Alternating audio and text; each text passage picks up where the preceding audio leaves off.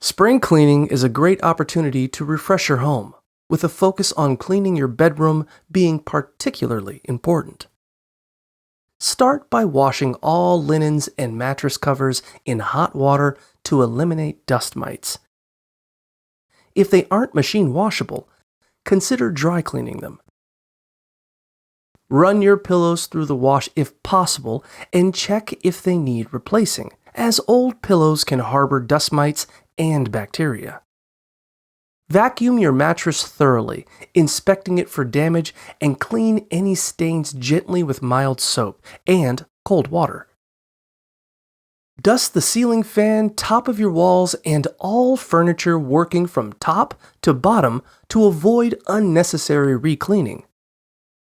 Don't forget to clean lamp bulbs and shades, and allow your mattress to air dry before putting the linens back on. By tackling one task at a time, you can efficiently spring clean your room and create a healthier living environment.